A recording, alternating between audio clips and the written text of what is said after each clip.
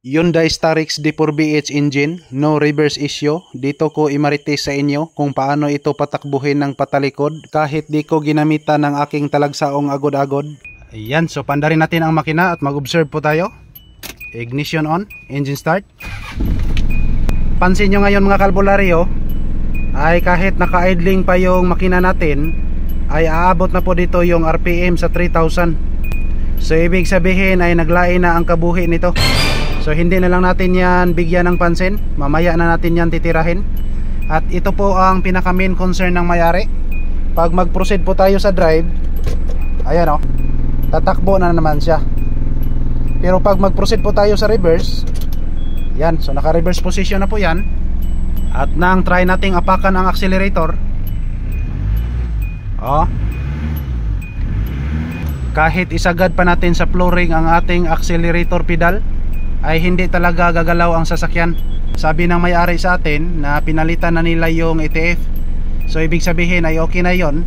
At pag ganito na, wala na tayong ibang titirahin. Straight to the point na po tayo. Ipalabas natin ang buong transmission assembly nito. Alright, here we go.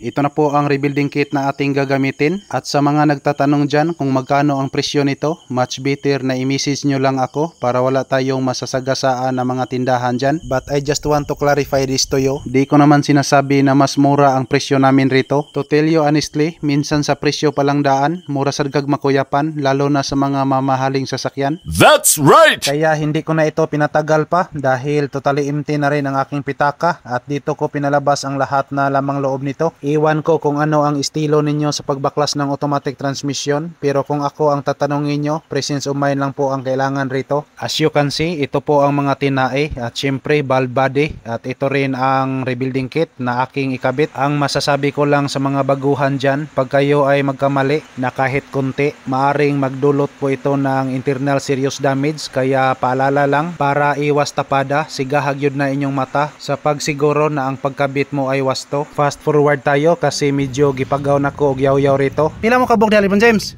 3 taon may kabuok dire. Aning kamot. Wow! Yakin sa may purman ana.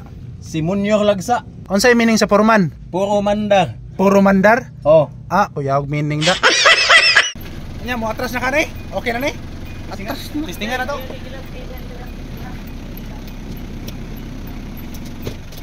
Reverse. Area brake. Uy, hala ni daga naman oh. Atras na, atras na. Drive. Balik, balik, reverse. Oh. Drive, balik.